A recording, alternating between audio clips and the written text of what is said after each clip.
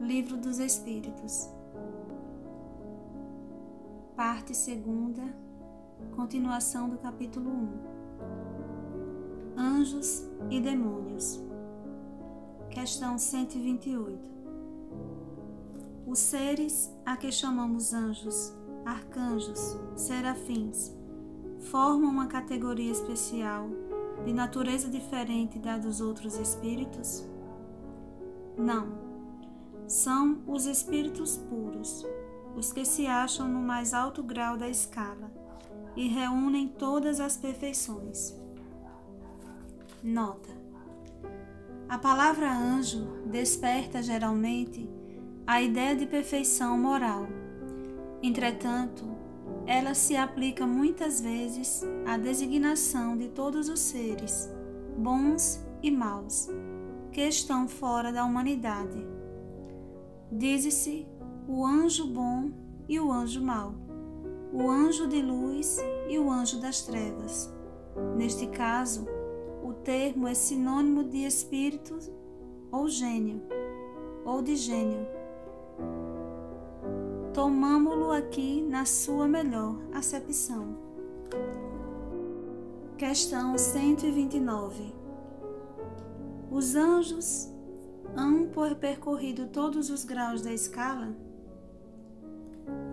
Percorreram todos os graus, mas do modo que havemos dito, uns aceitando sem murmurar suas missões, chegaram depressa, outros gastaram mais ou menos tempo para chegar à perfeição. Questão 130. Sendo errônea a opinião dos que admitem a existência de seres criados perfeitos e superiores a todas as outras criaturas, como se explica que essa crença esteja na tradição de quase todos os povos? Fica sabendo que o mundo onde te achas não existe de toda a eternidade e que, muito tempo antes que ele existisse, já havia espíritos que tinham atingido o grau supremo. Acreditaram os homens que eles eram assim desde todos os tempos. Questão 131. Há demônios no sentido que se dá a esta palavra? Se houvesse demônios, seriam obra de Deus, mas porventura Deus seria justo e bom se houvera criado seres destinados eternamente ao mal e a permanecerem eternamente desgraçados? Se há demônios, eles se encontram no mundo inferior em que habitais, e em outros semelhantes. São esses homens hipócritas que fazem de um Deus justo um Deus mau e vingativo, e que julgam agradá-lo por meio de abominações que praticam em seu nome. Nota: a palavra demônio não implica a ideia de espírito mau, senão na sua acepção moderna, porquanto o termo grego daimon, de onde ela derivou, significa gênio, inteligência, e se aplica aos seres incorpóreos, bons ou maus, indistintamente. Por demônios, segundo a acepção vulgar da palavra, se entende seres essencialmente malfazejos. Como todas as coisas, eles teriam sido criados por Deus. Ora, Deus, que é soberanamente justo e bom, não pode ter criado seres prepostos por sua natureza ao mal e condenados por toda a eternidade. Se não fossem obra de Deus, existiriam como ele, desde toda a eternidade, ou então haveria muitas potências soberanas. A primeira condição de toda doutrina é ser lógica. Ora, a dos demônios, no sentido absoluto, falta esta base essencial. Concebe-se que povos atrasados, os quais, por desconhecerem os atributos de Deus, admitem em suas crenças nas suas crenças, divindades maléficas. Também admitam demônios, mas é ilógico e contraditório que quem faz da bondade um dos atributos essenciais de Deus supõe haver ele criado seres destinados ao mal e a praticá-lo perpetuamente, porque isso equivale a lhe negar a bondade. Os partidários dos demônios se apoiam nas palavras do Cristo. Não seremos nós quem conteste a autoridade de seus ensinos, que desejáramos ver mais no coração do que na boca dos homens. Porém, estarão aqueles partidários certos do sentido que ele dava a esse vocábulo? Não é sabido que a forma alegórica constitui um dos caracteres distintivos da sua linguagem? Dever-se-á tomar ao pé da letra tudo o que o Evangelho contém? Não precisamos de outra prova além das que nos fornece esta passagem.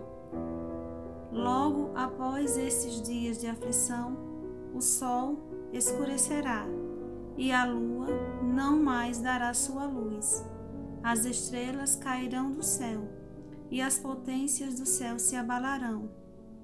Em verdade vos digo que esta geração não passará sem que todas estas coisas se tenham cumprido.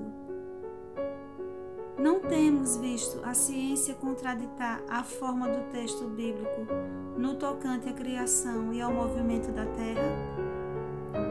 Não se dará o mesmo com algumas figuras de que se serviu Cristo, que tinha de falar de acordo com os tempos e os lugares?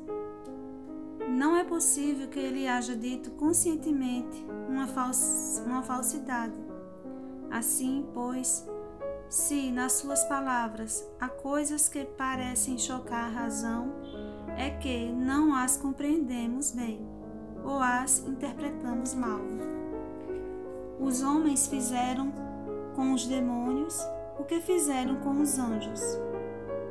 Como acreditaram na existência dos seres perfeitos desde toda a eternidade, tomaram os espíritos inferiores por seres perpetuamente maus. Por demônios se deve entender os espíritos impuros, que muitas vezes não valem mais do que as entidades designadas por esse nome, mas com a diferença de ser transitório o estado deles. São espíritos imperfeitos, que se rebelam contra as provas que lhes tocam e que por isso as sofrem mais longamente. Porém que, a seu turno, chegarão a sair daquele estado, quando o quiserem. Poder-se-ia, pois, aceitar o termo demônio com esta restrição. Como o entendem atualmente, dando-se-lhe um sentido exclusivo, ele induziria em erro, com o fazer crer na existência de seres especiais criados para o mal. Satanás é evidentemente a personificação do mal sob forma alegórica, visto não se poder admitir que exista um ser mau a lutar, como de potência a potência, com a divindade, e cuja única preocupação consistisse em lhe contrariar os desígnios. Como precisa de figuras e imagens que lhe impressione a imaginação, o homem pintou seres incorpóreos sob uma forma material, com atributos que lembram as qualidades ou os defeitos humanos. É assim que os antigos, querendo personificar o tempo, o pintaram com a figura de um velho munido de uma foice e uma ampulheta. Representá-lo pela figura de um mancebo fora contrassenso. O O mesmo se verifica com as alegorias da fortuna, da verdade, etc.